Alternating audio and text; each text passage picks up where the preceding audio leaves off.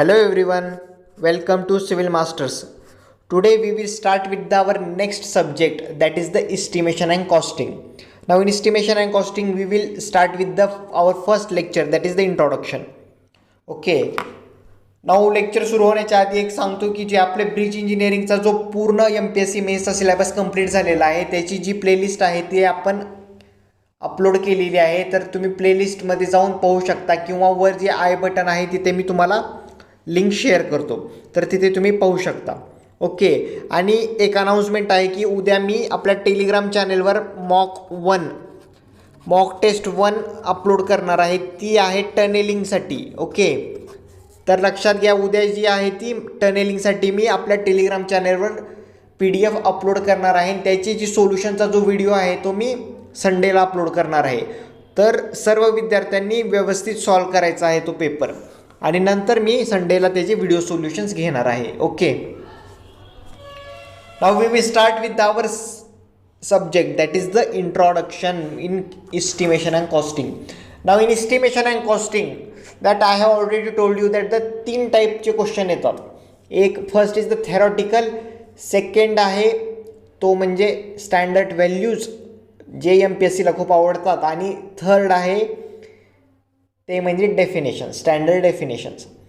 तर आपण बघूया की मेन की पॉईंट म्हणजे आपण जसं टनेलिंग पाहिलं, ब्रिज इंजिनिअरिंग पाहिलं with full detailed, with brief and with total syllabus cover करून, त्याचप्रमाणे आपण इस्टिमेशन अँड कॉस्टिंग पाहूया. तर आता मेन आयटम्स ऑफ वर्क, आता इस्टिमेशन आणि कॉस्टिंगमध्ये वेगवेगळ्या प्रकारचे आयटम्स आहेत, तर ते कसे त्याची क्वांटिटी कशी मेजर करायची, तर हे आपल्याला माहीत असणं अपेक्षित असतं. तर ह्या गोष्टी आपल्याला का माहीत पाहिजेत, कारण ह्या एक्झामला येऊ शकतात, आणि as a civil engineer we should know this. Okay. Now first is the DPC. आता DPC काय असतं? DPC असतं damp proof course, which is computed in the metre square, म्हणजे L/B, length multiply by width जी असते ती आपल्याला DPC मिळतो, दॅट इज मीटर स्क्वेअरमध्ये. पण मेन आहे की DPC म्हणजे काय? DPC काय असतं? एक बॅरियर असतं which is designed to prevent the moisture from passing in to the interior spaces. जे आपण एक बॅरियरचं काम करतं, ते काय करतं, जे मॉइश्चर जे आहे ते आतमध्ये ट्रान्सफर करत नाही, त्यामुळे आपण DPC प्रोव्हाइड करतो. तर आता DPC आपण कुठे प्रोव्हाइड करतो? तर जनरली आपण DPC प्रोव्हाइड करतो ॲट द बेसमेंट लेवल. जी बेसमेंट लेवलला असते तिथं आपण DPC प्रोव्हाइड करतो. ठीक आहे. आणि हे कशामध्ये कॉम्प्यूट करतात? क्वांटिटी ह्याची मेजर केली जाते मीटर स्क्वेअरमध्ये, that is the length multiply by width. आता युजली हे 2.5 सेंटीमीटर आपण प्रोव्हाइड करतो. कशामध्ये? In case of the cement concrete, rich cement कॉन्क्रीटमध्ये, दॅट इज द 1:1/2:3. ह्या आपण रेशोमध्ये आपण 2.5 सेंटीमीटरचं DPC प्रोव्हाइड करतो in case of the cement कॉन्क्रीटमध्ये, अँड 2 सेंटीमीटर प्रोव्हाइड करतो सिमेंट मोर्टारमध्ये 1:2 आता हे 1:1/2:3 काय आहे आणि 1:2 काय आहे? तर हे बघा, मी इथं नोटमध्ये लिहिलेलं आहे की 1:1/2:3 जे असतं ते असतं 1 part of cement, 1/2 part of sand and 3 part of coarse aggregate. हे असतं सिमेंट कॉन्क्रीटच्या केसमध्ये. तुम्हाला जर असा रेशो दिसत असेल तर त्याचा अर्थ असा असतो की एक पार्ट त्यामध्ये सिमेंट आहे, दुसरा अर्धा पार्ट जो आहे तो सँड आहे, आणि तिसरा पार्ट असतो तो कोर्स ॲग्रिगेटचा पार्ट असतो, म्हणजे आपल्या इथे 3 part of coarse aggregate. Okay. हे इम्पॉर्टंट आहे. आता ह्याच्या व्हॅल्यू आपल्याला कशा मेजर करायच्या, किंवा किती आपल्याला सँड लागेल किंवा किती सिमेंट लागेल, that we will see in the analysis of the rate. फक्त सध्या हेच लक्षात ठेवा की ह्याचं मेन डेझिग्नेशन काय आहे. नेक्स्ट आहे सिमेंट मोर्टार. आता सिमेंट मोर्टार म्हणजे काय असतं? एक बाइंडिंग मटेरियल असतं, त्यामध्ये काय असते? सँड असते. ते आपल्याला माहिती आहे, सिमेंट आणि सँड असते. तर आता हे 1:6 काय आहे? 1:6 जे 1 असतं ते 1 पार्ट ऑफ सिमेंट असतं, आणि जे 6 असतं ते 6 पार्ट ऑफ सँड असतं. तर आपल्या इथे आहे 1:2. तर त्यामुळे 1 part of cement and 2 part of sand. ठीक आहे. तर आपण 2.5 सेंटीमीटर प्रोव्हाइड करतो सिमेंट कॉन्क्रीटमध्ये आणि 2 सेंटीमीटर प्रोव्हाइड करतो DPC in case of the cement mortar. आता एक ह्यामध्ये एक्सेप्शन आहे की DPC आपण कुठे प्रोव्हाइड करत नाहीत. हे लक्षात घ्या की आपण जनरली प्रोव्हाइड करतो बेसमेंट लेवलला, पण कुठे प्रोव्हाइड करत नाहीत. तर not provided at the seal of doors and veranda opening. जे डोअरचे सील असतात आणि व्हरांडा ओपनिंग जिथं असते तिथं आपण DPC प्रोव्हाइड करत नाही. ओके. तर हे आहे पहिलं आपलं DPC. ह्याचा मेन पर्पज काय? मेन पर्पज आहे to prevent the moisture from passing in to the interior spaces. म्हणजे ते काय करतं, आपण एक बॅरियर सारखं डिझाईन करतो मॉइश्चर त्याला प्रिव्हेंट करण्यासाठी. ओके. तर हे झालं आपलं DPC. आता आपण नेक्स्ट बघूया की मॅसनरी. आता मॅसनरी काय आहे? मॅसनरी आपल्याला माहिती आहे, मॅसनरी ब्रिक वर्क जे आपण पाहतो, जे कन्स्ट्रक्शन साईटमध्ये आपण जनरली पाहतो, तर ते कशात कम्प्यूट करतात? त्याची क्वांटिटी आपण कम्प्यूट करतो LBH, L multiply bye B multiply by H. म्हणजे काय होतं? मीटर क्यूब होतं. Length multiply by width multiply by height घेतो, तर ते मिळून होतं मीटर क्यूब. तर तुम्ही मेजरमेंट बुक जर बघितलेली असेल तर मेजरमेंट बुकमध्ये LBH लिहिलेलं असतं. तर ते LBHचे आपण एंट्री करून त्या तिघांचं त्यांचं मल्टिप्लाय करून आपण क्वांटिटी काढत असतो. तर मॅसनरी आहे ते आपण मीटर क्यूबमध्ये प्रोव्हाइड करतो. ओके. आता मॅसनरीमध्ये आपण काही ओपनिंगसाठी आणि बिअरिंगसाठी डिडक्शन करतो. तर हा क्वेश्चन इम्पॉर्टंट आहे. हा क्वेश्चन MPSC 2012ला विचारलेला क्वेश्चन आहे. आणि MPSCमध्येच नाही आहे, तर SSC JEला मी तुम्हाला सांगतो, इस्टिमेशन आणि कॉस्टिंग आहे तो SSC JEसाठी खूप महत्त्वाचा सब्जेक्ट आहे. इव्हन तुम्ही SSC JEला RCC किंवा SOM जरी निग्लेक्ट केला तरी चालू शकेल, पण इस्टिमेशन आणि कॉस्टिंगवर ते खूप जास्त भर देतात. दरवर्षी आरामात तिथे 10 ते 15 क्वेश्चन SSC JEला येतात. तर त्यामुळे SSC JEच्या दृष्टिकोनातून आणि MPSCच्या दृष्टिकोनातून हा सब्जेक्ट खूप महत्त्वाचा आहे. तर हा पण क्वेश्चन SSCला विचारलेला क्वेश्चन आहे. तर ओपनिंग आणि बिअरिंगमध्ये मॅसनरीमध्ये आपण डिडक्शन कसं करतो? तर पहिलं आहे की आपण no deduction is made for. म्हणजे पहिल्यांदा आपण बघूया की कुठे कुठे आपण डिडक्शन नाही करत. तर no deduction is made for opening up to 1000 centimetre square और 0.1 मीटर स्क्वेअर. 1000 सेंटीमीटर स्क्वेअर किंवा 0.1 मीटर स्क्वेअरपर्यंत आपण ज्या ओपनिंग्ज आहेत त्या ओपनिंगला आपण डिडक्शन करत नाहीत. नेक्स्ट आहे एंड ऑफ बीम्स, पोस्ट आणि राफ्टर. त्या आपण अप टू 500 सेंटीमीटर स्क्वेअर किंवा 0.05 मीटर स्क्वेअरपर्यंत आपण त्याचं डिडक्शन करत नाहीत. नंतर आहे bed plate, wall plate, bearing of छज्जा. जे छज्जा असते त्याची बिअरिंग, त्यासाठी आपण 10 सेंटीमीटरची डेप्थ असते तिथपर्यंत आपण डिडक्शन करत नाही इन केस ऑफ मॅसनरी. आणि bearing of flowers and roof slab आहेत ते आपण डिडक्ट करत नाहीत वॉल मेसनरीमधून. तर आता हे जे 4 पॉईंट आहेत, हे 4 पॉईंट जे तुम्हाला त्यांचे जे आहेत कोणकोणत्या कशासाठी डिडक्शन करत नाहीत आणि कितीपर्यंत, किती एरिया आहे तिथपर्यंत आपण डिडक्शन करत नाही किंवा किती डेप्थ आहे तोपर्यंत डिडक्शन करत नाहीत, हे तुम्हाला लक्षात ठेवायचं आहे. हा इम्पॉर्टंट क्वेश्चन आहे. MPSC 2012ला विचारलेला क्वेश्चन आहे. आणि हा क्वेश्चन कोणत्याही कॉम्पिटेटिव्ह एक्झाममध्ये फेवरेट क्वेश्चन आहे. इव्हन SSC JEमध्ये सुद्धा फेवरेट क्वेश्चन आहे. ठीक आहे. नेक्स्ट आहे, आता आपण बघितले की कशासाठी डिडक्शन करत नाहीत. आता आपण बघूया की कशासाठी डिडक्शन करू. For other opening deductions are made. पहिली आहे रेक्टँग्युलर ओपनिंग. जर रेक्टँग्युलर ओपनिंग असेल आणि त्याची जर लेंथ असेल आणि हाईट H असेल तर आपण डिडक्शन करतो L multiply by H multiply by J wall thickness असते त्या तिघांचं मल्टिप्लिकेशन करून आपण डिडक्शन करतो. कारण मॅसनरी मीटर क्यूबमध्ये असेल ना, मग त्यामुळे आपल्याला डिडक्शन पण मीटर क्यूबमध्येच करावे लागेल. तर ह्या फॉर्म्युला लक्षात ठेवा. डिडक्शन कसं करतो आपण? L multiply by H multiply by thickness of wall. Next is the doors and windows with the small segment arches.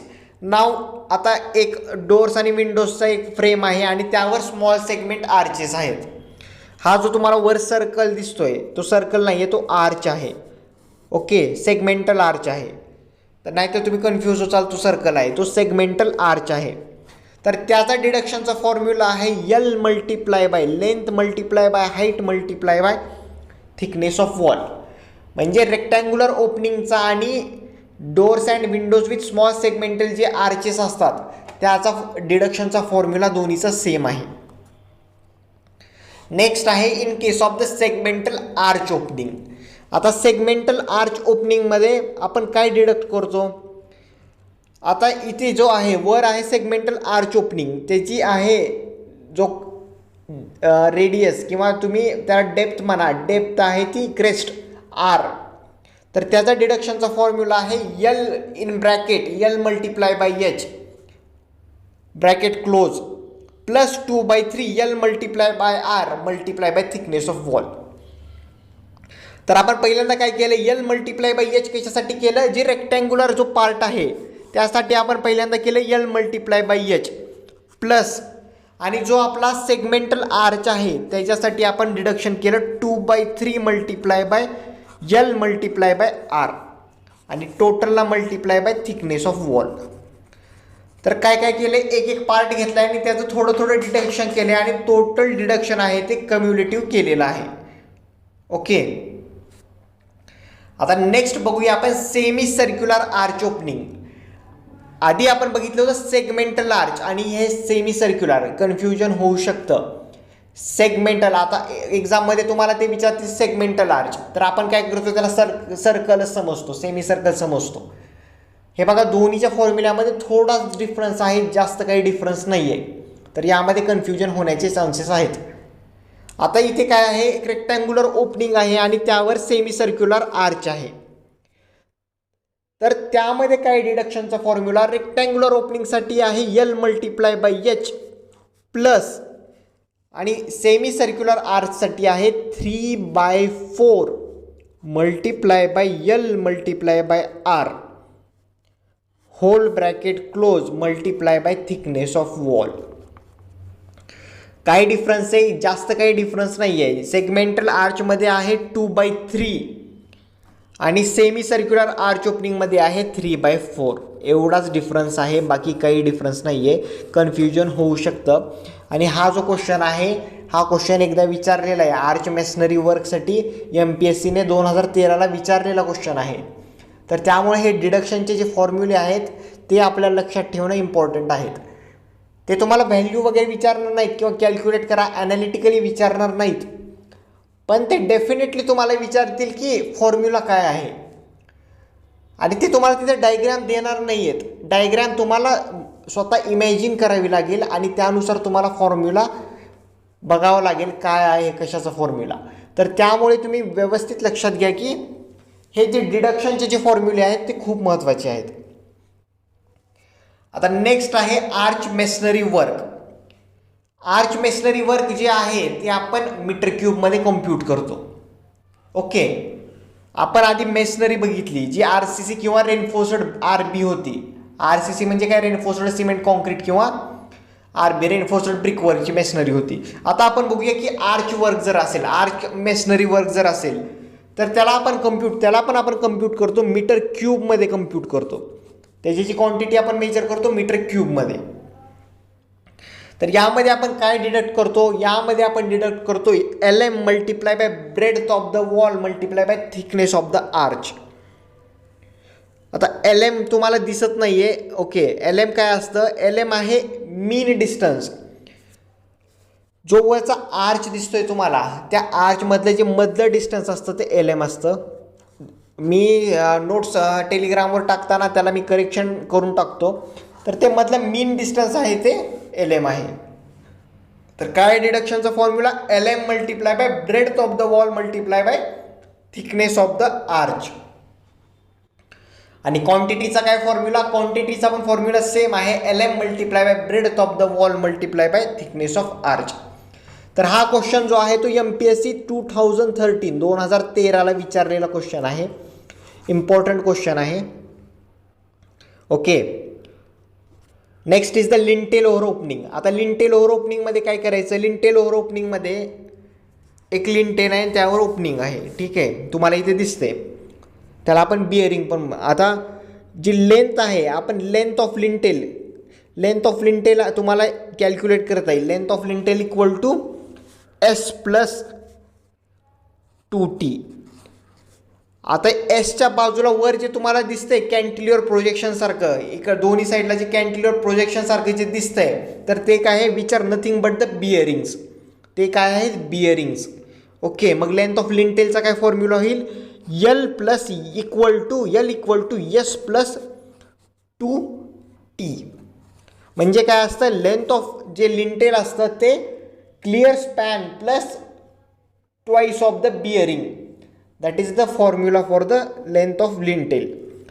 आता इफ आपल्याला बिअरिंग दिलेली नसेल, पॉसिबिलिटी असू शकते ना, if they have not given the bearing, तर आपण बिअरिंग घेतो थिकनेस ऑफ द लिंटेल. जेवढी थिकनेस आहे लिंटेलची तेवढी आपण बिअरिंग घेतो. पण कंडिशन काय आहे, condition it should have the minimum 12 centimetre तर पाहिजे ॲट एनी कॉस्ट. ठीक आहे, तर मिनिमम बिअरिंगची व्हॅल्यू असते 12 सेंटीमीटर. तर आणि 12 सेंटीमीटर ती जर सॅटिस्फाय झाली तर मग आपण थिकनेस ऑफ द लिंटेलला जातो. ओके, आणि हे जे आहे लिंटेल ओव्हर ओपनिंग, जे आपण whether it is in RCC or whether it is in RB म्हणजे काय, रेनफोर्स्ड ब्रिकवर्क, RCC म्हणजे रेनफोर्स्ड सिमेंट कॉन्क्रीट. तर ते आपण कॉम्प्यूट करतो which is measured in the मीटर क्यूबमध्ये. ओके, आता याची क्वांटिटी कशी काढायची, क्वांटिटीचा फॉर्म्युला आहे L multiply by T multiply by thickness of wall. काय formula, L multiply by T multiply by thickness of wall. आणि डिडक्शनचा पण तोच आहे formula, L multiply by T multiply by thickness of wall. तर हे झालं आपलं lintel over openings. Lintel over ओपनिंगमध्ये फॉर्म्युले महत्त्वाचे आहेत आणि ह्या बिअरिंगचा जो कॉन्सेप्ट आहे तो पण महत्त्वाचा आहे आणि त्याची व्हॅल्यू पण लक्षात ठेवा. नेक्स्ट आहे RCC and RB work. RCC and RB work म्हणजे रेनफोर्स्ड सिमेंट कॉन्क्रीट आणि रेनफोर्स्ड ब्रिक वर्कमध्ये आपण बघूया की काय काय प्रोव्हिजन आहेत.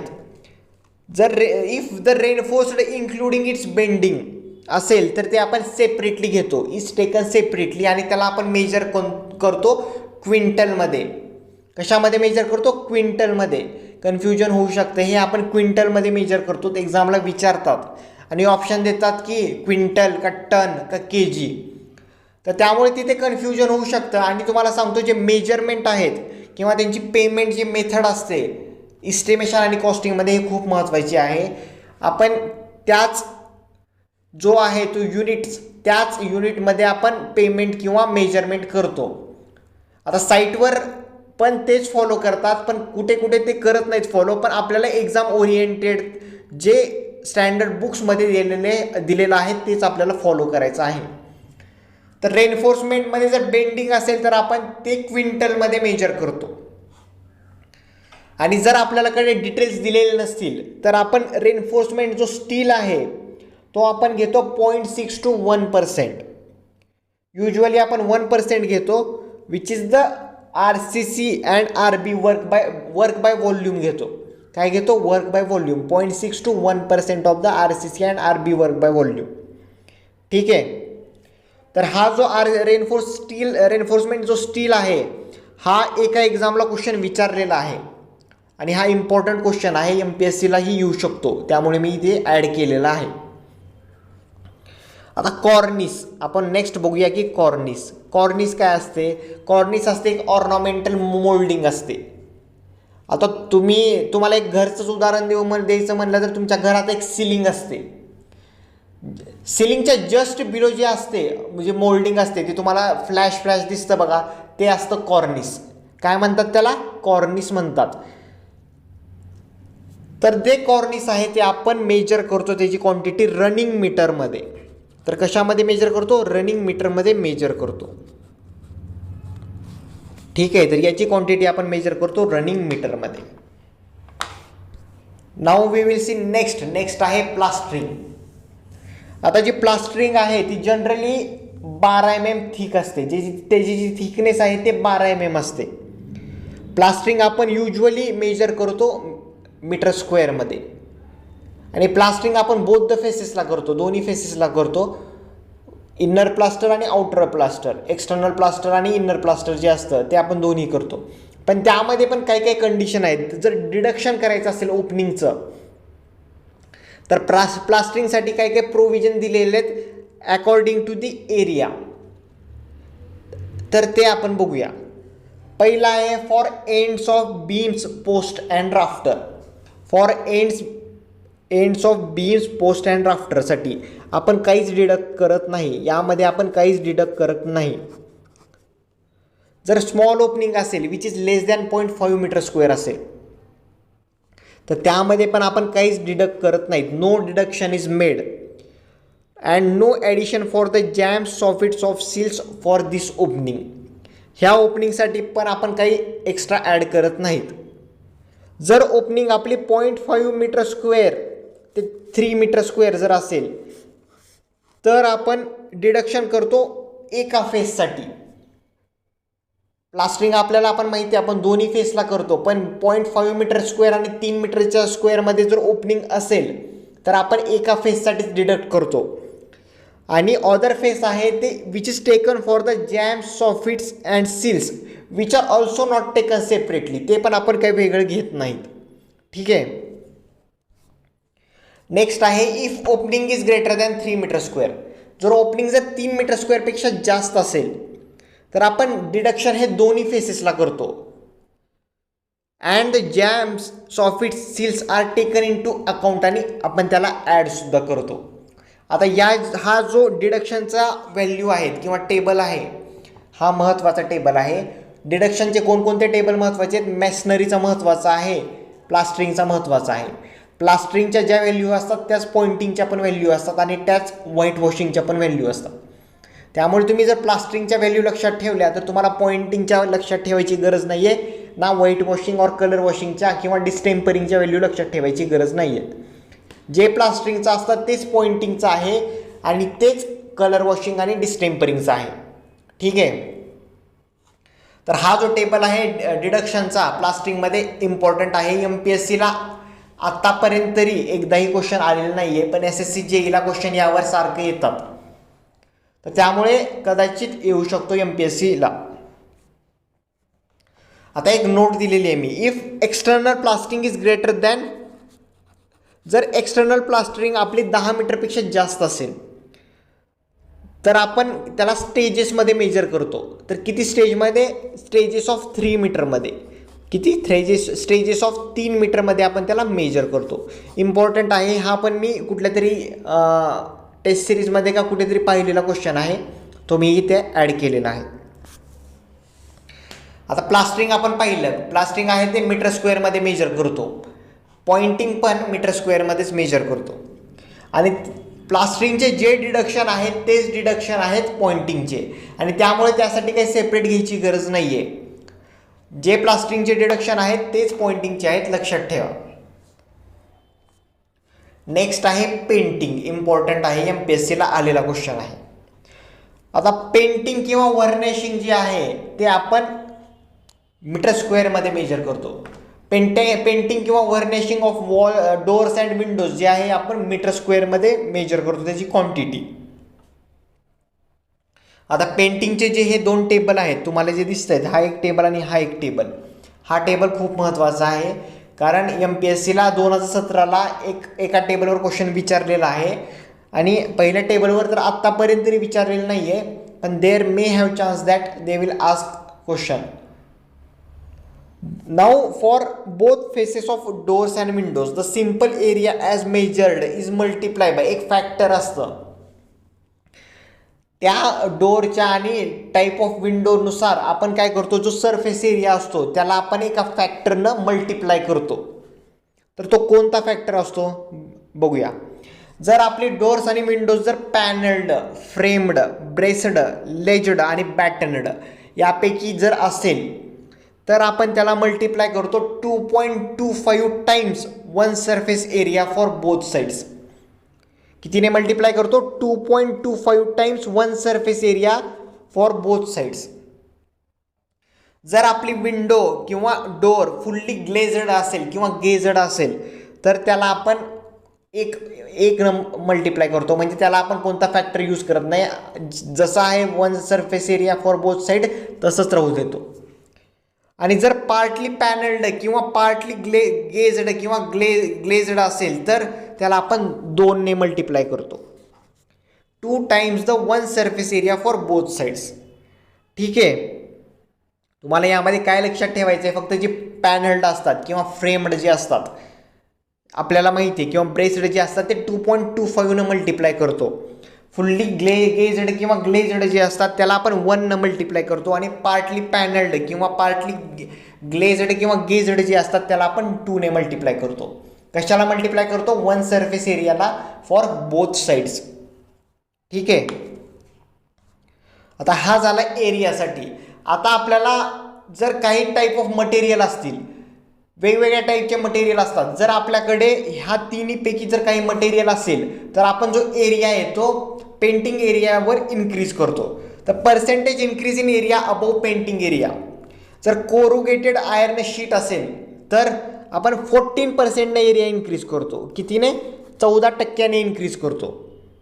कोरुगेटेड AC शीट असेल तर त्याला आपण 20% इन्क्रीज करतो. AC म्हणजे काय? ॲस्बेस्टॉस सिमेंट शीट जर असेल तर आपण त्याला 20% इन्क्रीज करतो.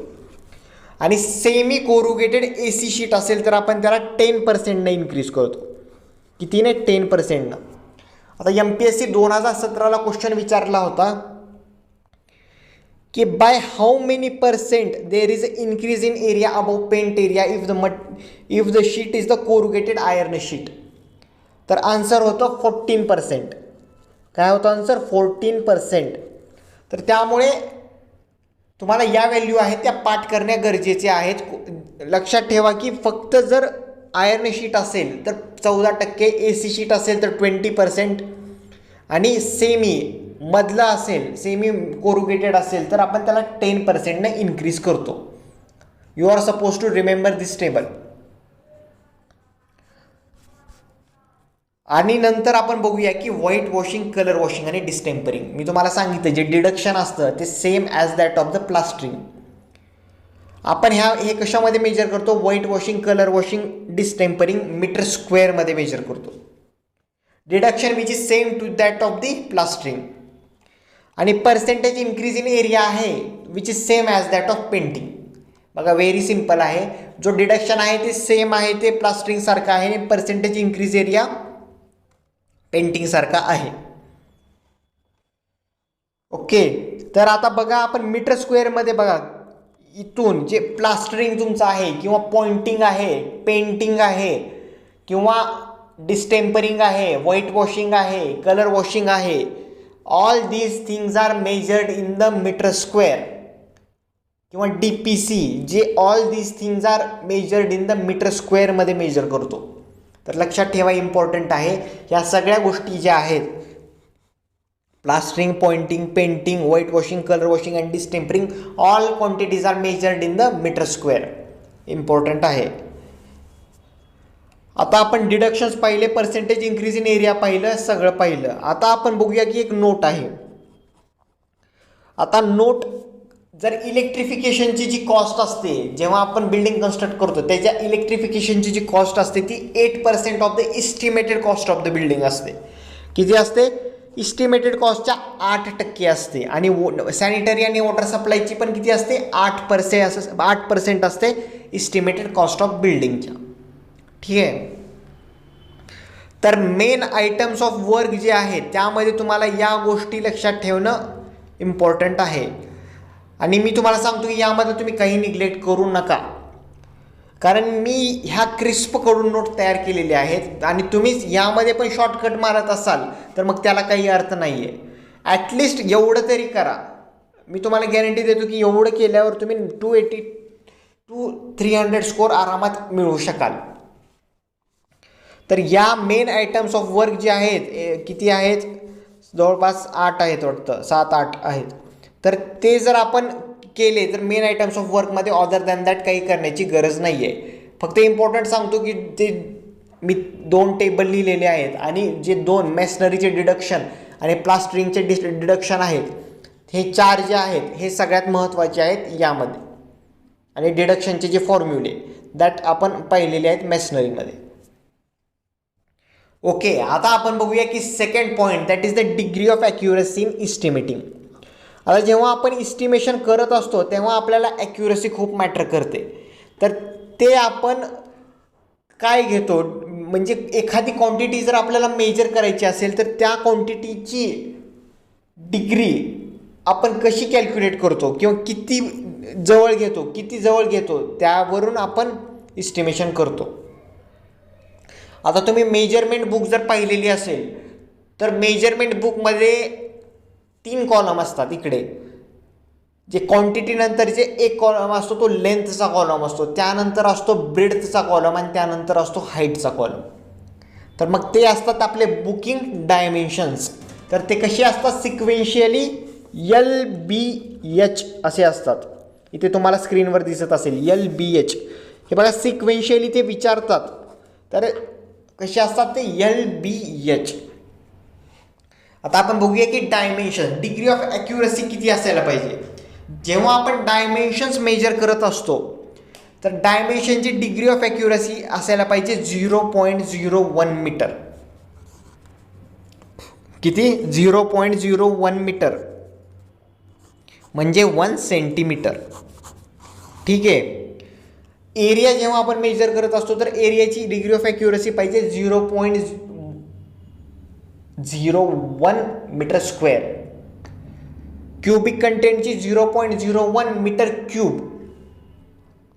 थिकनेस ऑफ स्लॅब किंवा पार्टिशन किंवा सेक्शनल डायमेन्शन्स बीमचे किंवा कॉलमचे किंवा पिलरचे जर आपण मेजर करत असो तर त्याचे डायमेन्शन आपण किती जवळ म्हणजे कितीपर्यंत आपण मेजर करायला पाहिजे, 0.005 मीटर म्हणजे हाफ सेंटीमीटर. आणि वुडवर्कचे 0.002 मीटर आणि वेटचे 1 kg. आता जे वुडवर्क आहे आणि जी वेट आहे ते तुमच्या BN दत्ता बुकमध्ये नाही आहे, तर ते मी ॲडिशनल तुम्हाला इथे देत आहे, कदाचित विचारला जाऊ शकतो. तर डायमेन्शन्स जे आहेत ते आपण 0.01 मीटरपर्यंत, area 0.01 metre square, cubic content 0.01 metre cube, thickness of slab किंवा जे सेक्शनल डायमेन्शन्स आहेत ते आपण हाफ सेंटीमीटरपर्यंत, वुडवर्क 0.002 पर्यंत अँड वेट जे आहे ते आपण 1 kg पर्यंत मेजर करतो. ठीक आहे. तर हे आपले degree of accuracy in estimation झालं. आपण या लेक्चरमध्ये पाहिलं की मेन आयटम्स कोणकोणते आहेत म्हणजे ज्यावेळेस आपण इस्टिमेशन करत असतो. त्यामध्ये आपण पाहिलं DPC, dam proof course. DPC काय असतं, DPC आपण बेसमेंट लेवलला प्रोव्हाइड करतो. DPCचा मेन पर्पज काय आहे, DPCचा मेन पर्पज आहे to prevent the moisture prevent करणं, एक बॅरियरसारखं ॲक्ट करतं टू प्रिव्हेंट द मॉइश्चर. आपण ते कुठे प्रोव्हाइड करत नाहीत, आपण ते प्रोव्हाइड करत नाहीत सिल ऑफ डोर्स आणि वरांडा ओपनिंग जिथे असते तिथे आपण DPC प्रोव्हाइड करत नाही. नेक्स्ट आपण पाहिलं मॅसनरीमध्ये आपण पाहिलं की ते मीटर क्यूबमध्ये मेजर करतो. त्यामध्ये आपण बघितले की कुठे डिडक्शन करायचे, कोणत्या ओपनिंगला डिडक्शन नाही करायचे, त्यातले जे फॉर्म्युले आहेत ते इम्पॉर्टंट आहेत. नेक्स्ट वी हॅव सीन त्यानंतर आपण पाहिलं third that is the arch मेसनरीवर MPSCला आलेला क्वेश्चन आहे. MPSC 2012ला त्याचा फॉर्म्युला महत्त्वाचा आहे. नंतर आपण पाहिलं लिंटेल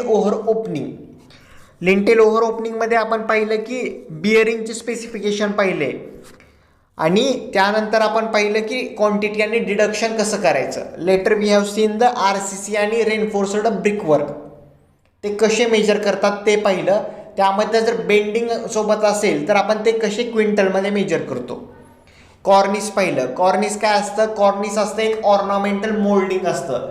तुम्हाला जर स्वतःच्या जवळचं एक्झाम्पल पाहिजे असेल तर तुमची जी सिलिंग असते, सिलिंगच्या जस्ट बिलो जी असते तुम्हाला फ्लॅश लाईट दिसते ती असते मोल्डिंग, त्याला म्हणतात आपण कॉर्निस म्हणतो.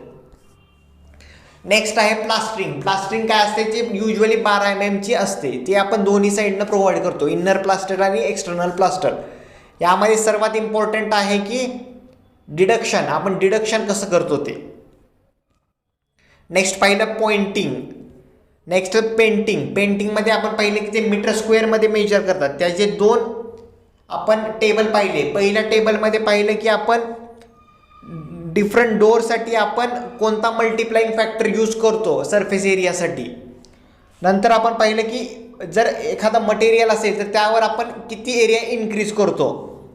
आणि नंतर पाहिलं white washing, colour washing and distempering, ते पण आपण मीटर स्क्वेअरमध्ये मेजर करतो. आणि त्याचे जे डिडक्शन आहेत ते प्लास्टरिंगसारखेच आहेत आणि जे इन्क्रीज इन एरिया आहे तो पेंटिंगचा आहे. आणि नंतर आपण पाहिलं ॲक्युरसी किती पाहिजे. एखादं डायमेन्शन जर आपण जर सिव्हिल वर्कमध्ये मेजर करत असू किंवा एरिया क्यूबिक कंटेंट जर मेजर करत असू तर त्याचे डायमेन्शन्स किती पाहिजे ते पाहिलं. आणि मेजरमेंट बुकमध्ये कसे असते, LBH सिक्वेन्शियली असतं, LBH. ओके, तर हे झालं आपलं फर्स्ट लेक्चर इंट्रोडक्शन. आता आपण सेकंड लेक्चरमध्ये पाहूया की मेजरमेंट कसे करायचे, that we will see in the second lecture. And the पेमेंटचे युनिट काय आहेत, unit of payment and unit of measurement. आता त्यामध्ये जो आहे तो पूर्ण टेबल आहे आणि त्यामध्ये तुम्हाला you are suppose to remember that table. Simple table आहे. अर्थवर्क कसं मेजर करतात किंवा तुमचं मॅशनरीवर कसं मेजर करतात, पॉइंटिंग, ह्याच गोष्टी आहेत. रिपीट होतात गोष्टी, पण वी हॅव टू रिमेंबर दिस आणि आपल्याला त्या कराव्याच लागतील. ओके. आणि जर तुम्हाला PDF जर याची पाहिजे असेल तर मी ते आपल्या टेलिग्रामचं जे चॅनेल आहे, टेलिग्रामच्या चॅनेलवर मी अपलोड करत आहे, तर तिथे तुम्हाला भेटून जाईल. तर त्यामुळे हे जे आहे हे आपलं आहे user name civil master squared, ते टेलिग्रामचं चॅनेल आहे. किंवा जर तुम्हाला लिंक पाहिजे असेल तर मी खाली डिस्क्रिप्शन बॉक्समध्ये लिंक दिलेली आहे, त्यावर तुम्ही क्लिक करा. तुम्ही टेलिग्रामच्या चॅनेलवर गेल्यावर तुम्हाला ती PDF आपोआप भेटून जाईल. ओके, तर आपण उद्या भेटूया आपल्या नेक्स्ट लेक्चरमध्ये, that is the measurement and the payment. आणि हे जर लेक्चर तुम्हाला आवडला असेल तर please like, share and subscribe करा. आणि जर आपल्या चॅनलवर जर तुम्ही नवीन असाल तर प्लीज सबस्क्राईब करा आणि मॅक्सिमम विद्यार्थ्यांपर्यंत शेअर करा. Our main objective to provide the quality education to the youth of India as well as the youth of Maharashtra. Thank you.